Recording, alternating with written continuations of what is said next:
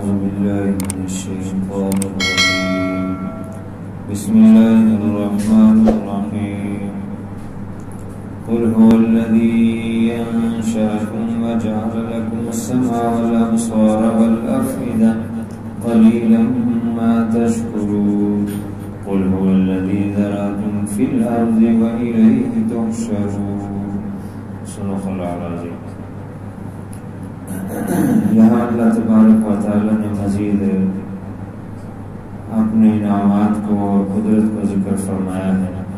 اللہ تعالیٰ کی جو صفات ہیں ان کو ذکر کیا گیا ہے۔ فرمایا قل آپ کہہ دیجئے هو الذی اللہ وہ ذات ہے انشأکم جس نے تمہیں پیدا کیا۔ انشأ کا معنی ہوتا ہے ایجاد کرنا، تخلیق، جو مادہ اور چیزیں موجود ہوں اس سے چیز بنائی جائے اس کو تخلیق کہتے ہیں، اور جو بالکل کچھ نہ ہو عدم سے وجود دینا اس کو انشاء کہتے ہیں۔ تو انسان کچھ نہیں تھا، اس کو عدم سے وجود دیا یہ اللہ تبارک و تعالی نے۔ تو اللہ تعالیٰ کا شکر ادا نہیں کرتے کہ اس نے کتنا بڑا انعام فرمایا ہے کہ تمہیں وجود دیا ہے۔ وَجَعَلَ لَكُمُ السَّمْعَ وَالْأَبْصَارَ وَالْأَفْئِدَةَ، وجود دے کے پھر وجود کا جسم کا ایک ایک حصہ بنایا ہے، خوبصورت ترین بنایا ہے، جیسا کہ دوسری جگہ ہے لَقَدْ خَلَقْنَا الْإِنسَانَ فِي أَحْسَنِ تَقْوِيمٍ، انسان کو بہترین سانچے میں بنایا اللہ تعالیٰ، خوبصورت ترین بنایا۔ وَلَقَدْ كَرَّمْنَا بَنِي آدَمَ، انسان کو ہم نے عزت والا بنایا ہے۔ تو یہ سارے اللہ تعالیٰ کی رحمت، ان میں سے چند چیزوں کو ذکر کر دیا۔ وَجَعَلَ لَكُمُ السَّمْعَ، بنایا تمہارے لیے کان سننا، وَالْأَبْصَارَ اور آنکھیں دیکھنے کے لیے، وَالْأَفْئِدَةَ اور دل۔ یہ تین چیزیں جو ہے جسم میں سے ذکر کی ہیں، مراد جسم کا ایک ایک حصہ ہے کہ سب اس میں اللہ تعالیٰ نے بنایا ہے۔ یہ تین اہم ہیں، 5 حواس خمسہ جس کو کہتے ہیں، یعنی جو 5 حصے ہیں انسان کی، کہ دیکھنا ہے اور یعنی آنکھیں ہیں اس کے لیے دیکھنا ہے، اور سننا ہے اس کے لیے کان ہے، اور سونگھنا ہے اس کے لیے ناک ہے، اور چکھنا ہے اس کے لیے زبان ہے، اور ٹٹولنا ہے جسم کے ہاتھ سے اعضاء سے۔ ٹٹولنے کی اور مس اور چھونے کی جو حص ہے یہ تو اللہ تعالیٰ نے پورے جسم میں رکھی ہے۔ پورے جسم کے ساتھ کوئی بھی چیز حصہ لگتا ہے، وہ گرم ہے ٹھنڈا ہے کس طرح ہے اس کو پتہ چلتا ہے، تو سخت ہے نرم ہے۔ تو ٹٹولنے کی جو حص اور طاقت ہے یہ پورے جسم کے اندر موجود ہے۔ البتہ جو سونگھنا ہے وہ ناک میں اللہ تعالیٰ نے اس کو خاص ناک کا جو حصہ ہے اس کے ذریعے سے کہ یہ اچھی خوشبو ہے یا بری ہے بدبو ہے، تو وہ اس ناک کے ذریعے سے وہ سونگھتا ہے۔ اور زبان جو ہے اس کے ذریعے سے ذائقہ اللہ تعالیٰ نے رکھا ہے کہ یہ محسوس کرتا ہے، ذائقے کو چکھتا ہے، ہر چیز کا ذائقہ اور اس کی لذت محسوس کرتا ہے۔ اگر کوئی چیز ترش اور کڑوی ہے تو وہ بھی زبان سے محسوس ہوتی ہے۔ حالانکہ باقی بھی جسم کا گوشت ہے، لیکن زبان کے اندر اللہ نے یہ طاقت رکھی۔ زبان بھی ایک گوشت کا حصہ ہے لیکن اس میں یہ حص موجود ہے۔ تو یہ چونکہ یہ صلاحیت ہے، ایک ایک عضو کو پیدا بھی اللہ نے کیا ہے، تو اس کے اندر کیا کیا صلاحیت اور حص رکھی ہے یہ اللہ تعالیٰ نے رکھی۔ تو اسی طرح جو کان ہے اس کے ذریعے سے سننا ہے، آنکھیں ان کے ذریعے سے دیکھنا ہے۔ تو 5 جو حص ہیں حواس خمسہ جو کہتے ہیں، ان میں سے 3 کو ذکر نہیں کیا، ان میں سے یہ 2 کو ذکر کیا، کان اور آنکھیں یہ ذکر کیا۔ اس کی وجہ یہ ہے کہ ان 5 میں سے یہ سب سے زیادہ اہم ہے۔ کان اور آنکھیں کیوں اہم ہے؟ اس کے ذریعے سے انسان علم حاصل کرتا ہے۔ یہ 2 ہی چیزیں ہیں، 2 ہی ذریعے ہیں جن سے انسان علم حاصل کرتا ہے، یا سن کر یا آنکھوں سے دیکھ کر۔ کانوں کے سنتا ہے تو وہ علم حاصل کرتا ہے اس، اور اسی طرح آنکھوں سے وہ دیکھتا ہے، پڑھتا ہے، تو اس سے جو ہے وہ علم حاصل کرتا ہے۔ تو یہ چونکہ علم جو ہے انسان کو بہت اونچے درجے تک لے جاتا ہے، اور انبیاء کو وحی کا علم دیا گیا جس کے ذریعے سے ان کو اونچے درجے تک پہنچایا گیا۔ تو اس سے انسان اور قومیں سمجھتی ہے، اس لیے ان دو چیزوں کو ذکر فرمایا، سننا اور دیکھنا۔ پھر یہ ہے کہ سننے سے زیادہ علم حاصل ہوتا ہے، انسان سنتا ہے چیزوں کو اپنے ارد گرد، حتیٰ کہ جو بولنا سیکھتا ہے وہ بھی سننے کے ذریعے سے سیکھتا ہے۔ اگر کسی کو سننے کی صلاحیت نہیں ہے، کانوں سے وہ بہرا ہے، تو وہ بول بھی نہیں سکتا۔ اب یہ جو گونگے ہیں یہ گونگے نہیں ہوتے، یہ ان کی زبان ہے، منہ میں بالکل وہی اعضاء سارے ہیں، لیکن بولتا کیوں نہیں؟ کیونکہ یہ سنتا نہیں، اصل میں یہ سنتا نہیں ہوتا۔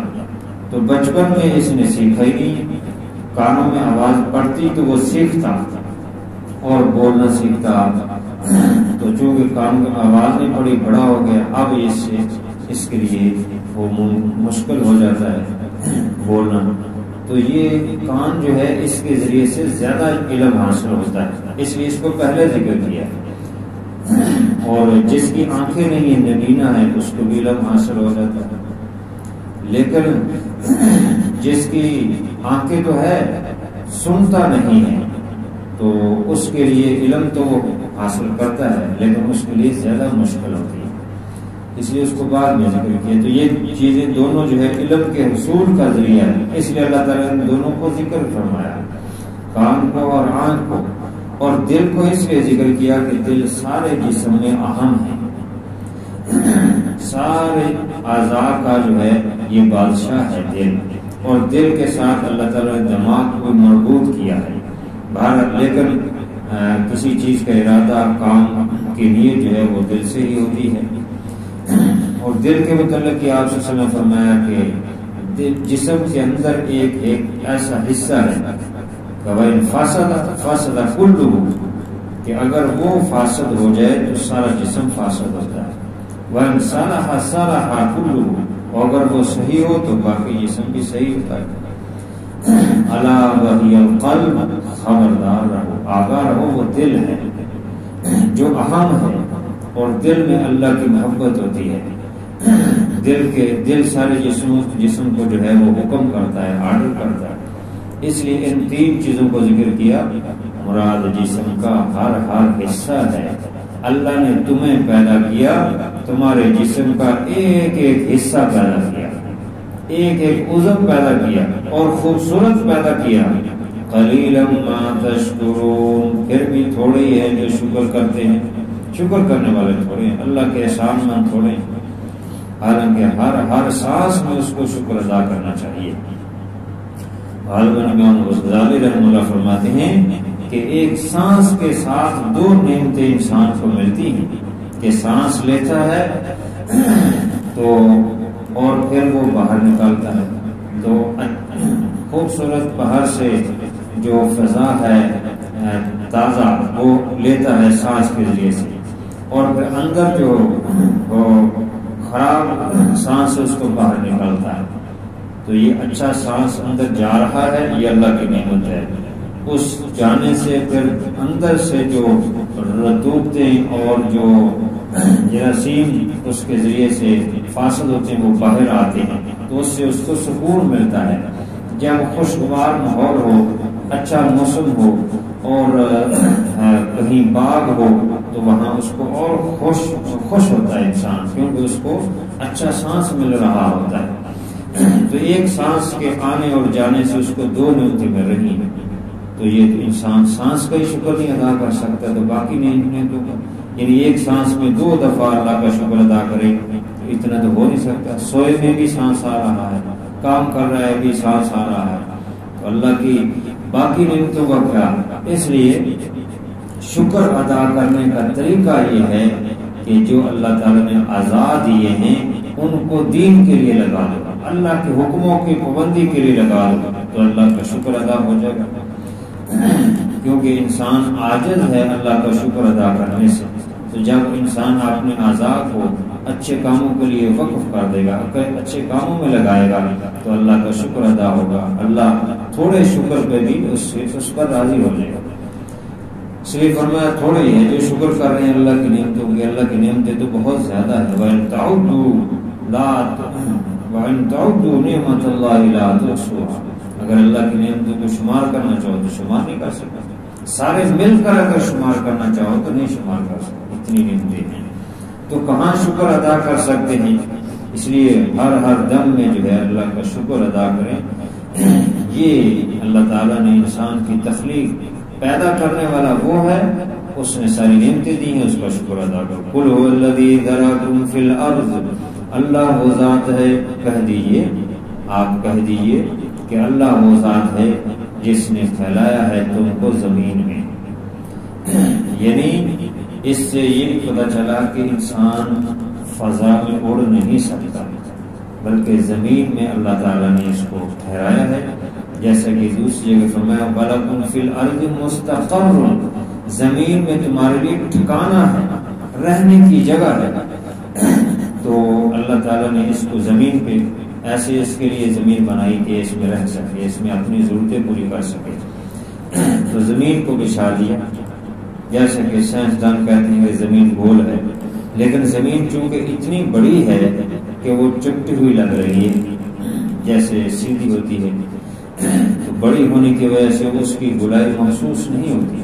جب بہت دور جا کے، جیسے ہم سورج اور چاند سے دور ہیں تو وہ ہمیں گول نظر آتی ہے، جب ہم زمین سے دور ہو جائیں تو پھر ہمیں یہ زمین گول نظر آتی ہے۔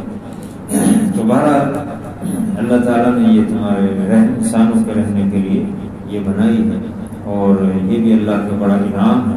وَإِلَيْهِ تُحْشَرُونَ، اس میں ہمیشہ نہیں رہنا، پھر تم سب اللہ کی طرف اکٹھے کیے جاؤ گے، اور اللہ تبارک و تعالیٰ کے سامنے پھر کھڑے ہونا ہے، اور اللہ تعالیٰ پوچھے گا کہ میری نعمتوں کا شکر ادا کر کے آئے ہو، میرے حکموں کی پابندی کر کے آئے ہو۔ اللہ تعالیٰ سمجھ اور عمل کی توفیق عطا فرمائے۔ الحمدللہ رب العالمین والعاقبۃ للمتقین، والصلاۃ والسلام علی سید الرسل وخاتم الانبیاء والمرسلین۔ ربنا آتنا فی الدنیا حسنۃ وفی الآخرۃ حسنۃ وقنا عذاب النار۔ یا اللہ اپنی رحمت سے ہماری حاضری کو قبول فرما، اپنے غیر کے خزانوں سے رزق حلال وافر مقدار میں عطا فرما، حرام سے بچنے کی توفیق عطا فرما۔ یا اللہ اپنی محتاج غیروں کی محتاجی سے حفاظت فرما، مرنے سے پہلے مرنے کی تیاری کی توفیق عطا فرما، نیکی خیر اور اپنا شکر گزار بندہ بننے کی توفیق عطا فرما۔ صلی اللہ تعالیٰ علی خیر خلقہ سیدنا